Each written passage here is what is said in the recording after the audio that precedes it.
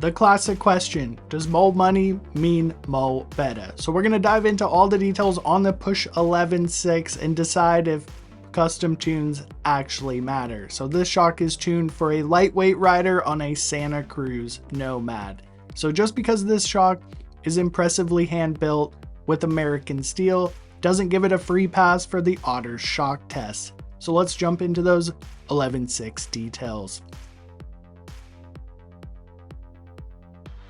The open source setup guides Push offers on their website is truly impressive, with the only suspension brand I'm aware of that basically gives you compression and rebound settings and tells you what spring to use. So here's the shock in all its glory. It is a pretty impressive shock in person.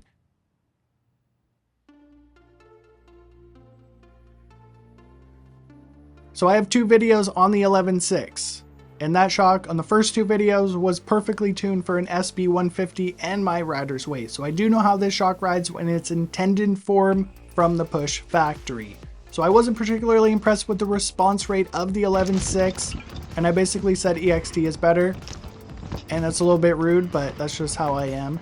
So I did email Push and I let them respond to my basically blunt question. So this is what Darren has to say about choosing an internal floating piston instead of a bladder. While a bladder is lower friction than an IFP, it is not as durable. Bladders also deteriorate more quickly. We use, in the 11.6, a large volume internal floating piston that has minimal friction but is extremely durable. If you have a shock with 4 pounds of seal drag from a piston glide ring and 3 pounds of seal drag from an IFP, you have a total of 7 pounds of seal drag coming from the system. If you have a shock that uses a bladder with 1 pound of friction and the same shock with 8 pounds of seal drag coming from the piston glide ring, you ultimately have 9 pounds of seal drag. More friction from the shock, you ultimately have 9 pounds of seal drag. More friction than the shock with an internal floating piston. So a shock that utilizes a bladder doesn't automatically have increased performance. These are components that make up friction in an MTB shock that impact performance: rod seal, rod wiper, surface finish of the rod, piston glide ring, mounting hardware, internal floating piston, surface finish of the reservoir, spring ends. Heading off into a little bit of a side quest here, IFP versus bladder. So I did ask DVO, why do you use bladders? And they said there's very little difference when you're looking at the dyno results. But the bottom line is it makes for an easier transition from compression to rebound. So you need to ride your stuff on the trail and not solely rely on dyno data. So I've emailed quite a few brands that question, and most of the time they get very upset. So what Darren did is he basically made an oversized internal floating piston on the 11.6, thinking this overcame the friction equation on the dyno, and it doesn't. This shock has an extremely slow response rate. Now it's still a world-class shock, and let's get into more details. So here's the 11.6, and we have 2 circuits of compression and a lever to select each one. It has like over 26 clicks of high and low speed compression. So when you order this shock for $1,600, it comes with all the mounting hardware, and all the clickers are put into the correct orientation for your rider weight and bicycle. No brainer kind of deal. So we're going to call the 11.6 at this point the autopilot shock. Behind the eyelets on the Push 11.6, we have specialty spherical bearings. So these aren't anything new to suspension, mostly in motorcycle, motorsports, car world. And let me just tell you, these things are an absolute nightmare for anyone who has to deal with them. The only thing worse than spherical bearings is a bearing mount that's currently in my Rocky Mountain bicycle. So when I unboxed the 11.6, it has a manufacture date of 2021. So I hit up Simon on YouTube to discover we have a 90 psi charge in the internal floating piston piggyback. So I have one of these recharging needles, and let's make sure it's up to stuff. 62 psi was inside of my piggyback, and this shock has been on the shelf for more than 3 years. So that is pretty impressive, and you're probably supposed to use nitrogen, but just remember the air you breathe has 78% nitrogen. So we're going to start in the setup guide. Basically, inside of it, it's a very unique system calling for a 500-pound spring for a 210 to 220-pound rider. So if you're 100 kilograms, you're going to use a 500-pound spring, which is incredibly light.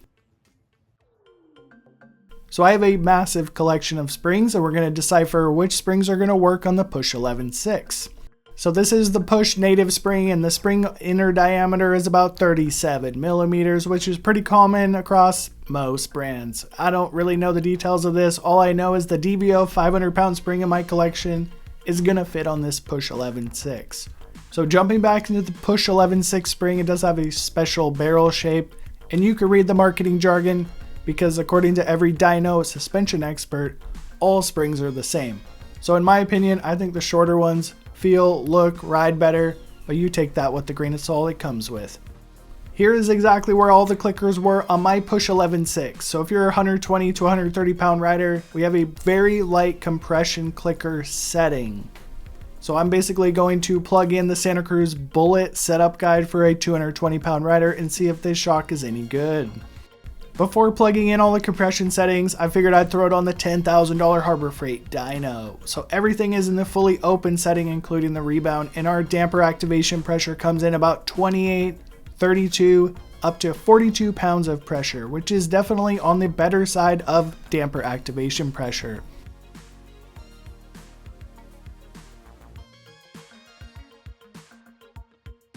So we have two different compression selections on the Push 11.6. So most of the time, I think in the setup guide it said make the top one be like the more firmer setting, which is pretty good ergonomics if you think about that. Point it down if you're going down a DH line with a softer compression tune for more traction. Rocky Mountain is one of the brands that Push does not support as far as making custom shocks for. And I can tell you installing this shock was not particularly fun even after taking a whole bunch of precise measurements. I had to add a couple spacers into the front shock mount to even make this work and get the file out for the rear mounting hardware.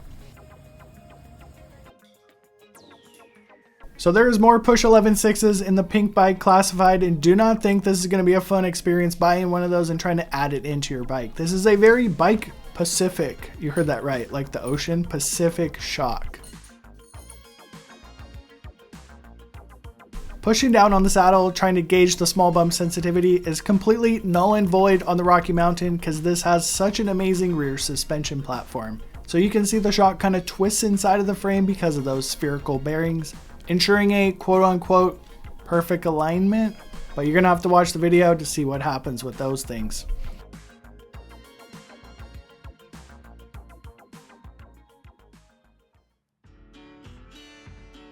First thing you should do with a new piece of suspension is find a 3-foot hook to flat and land super hard, especially considering I'm on a 500-pound spring.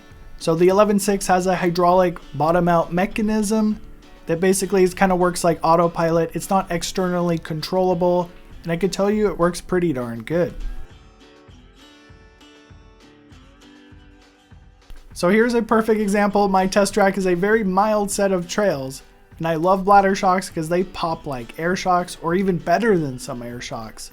So I'm going to take a swing at the 11.6 with its Nomad or Santa Cruz Bullet setup plugged in. So it's definitely not as poppy as most of the bladder shocks I've rode on the market. And there's one massive problem going on with the 11.6. Basically the rebound is too fast, and that makes sense because it's tuned for a 120-pound rider. So busting out the reverse cowgirl method to set up the 11.6 and all 26 clickers. So this shock definitely threw me for a twist. I'm going to tell you why I think it threw me for a twist. I ended up being nearly full slow rebound with a whole bunch of compression added. So remember, this is a guy in his garage who's basically reading a couple books and making YouTube videos. I'm not saying I'm right or wrong, but I can tell you that monotube shocks do not have as much external control from my experience. Twin tube shocks like Ohlins and Fox definitely have more external control, making setup on the trail substantially easier. Push's whole MO is basically building shim stacks for people, from what I'm taking out of this so far. The 11.6 is undoubtedly a world-class shock, but the external rebound control is a little bit disappointing. What I'm taking away from the 11.6 so far is it's basically a massive convenience fee, like everything is set up and dialed. You just have to put 2 bolts and go ride the thing. Bolting in an Ohlins 38 to the mix with the 11.6, I had some pretty massive high hopes. Considering the price tag of both of these pieces of suspension, let's see how it goes.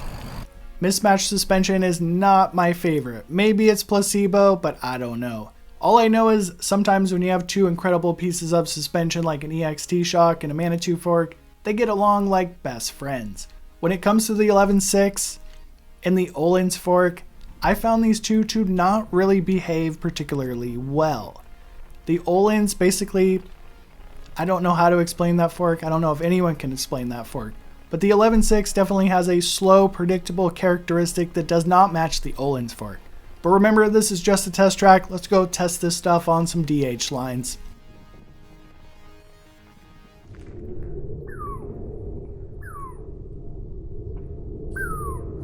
This is a 4-kilometer descent of heavy chunk. It's called CCDH near Seattle if you're a local guy.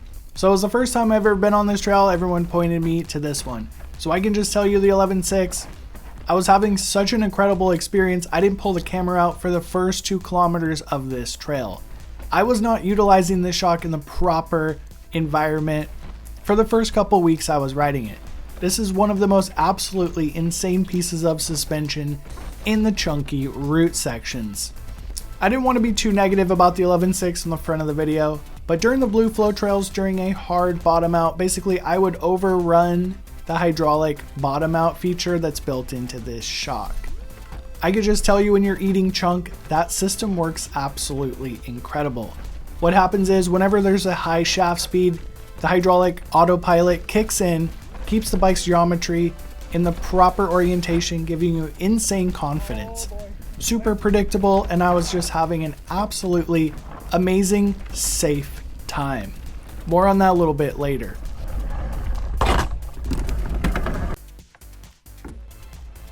After the most incredible experience on a DH line I have literally ever had, that's also a very good trail. Rounding the day out on some blue flow trails, that's where the 11.6 kind of comes up a little bit short in my humble opinion. So its slow, predictable nature that each chunk like nothing else on the market lacks a little bit of preload and pop when you're trying to jib and jibe and give it a little bit of style on those modern blue flow trails. Just for shits and giggles, I threw in the Suntour Vora on the bike the next day just to compare. Is more money me mo better. So the Suntour actually has a faster response time than the 11.6, and I could kind of jib and jump the bike a little bit better on those flowy blue flow trails, even though this is a loamer trail. So there is one massive benefit I did find the next day with the 11.6. Going through this chunky section of trail on the Suntour, I didn't feel like I was in quite the same control level as the 11.6 on the day before. So what you need to know about the 11.6, it's probably the safest shock on the market. It is so incredibly predictable and stuck to the ground. With the compromise, it's not the best shock on those blue flow trails. So at the end of the Suntour ride, essentially I discovered the same thing as the 11.6. The rebound range on these monotube shocks sucks.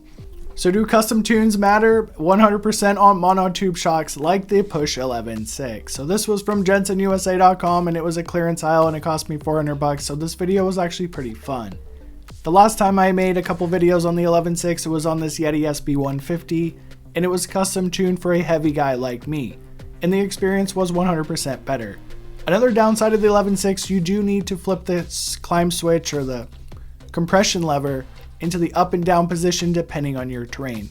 I think this has to do with the mono style single piston design that just doesn't really have the flexibility in rebound range. I don't know how to explain that. I can tell you this Ohlins shock straight off the shelf had a perfect rebound for my fat ass. The Push 11.6 is 100% the safest piece of suspension ever made. So I am a 36-year-old otter who wants pop, flow, and response time. But when I'm about 50-ish, I'm going to be on 11.6 because there's no denying I felt more safe on this shotgun challenging terrain than any other piece of suspension I have ever rode. So click this video on your screen when we go back to back on the EXT versus the Push 11.6.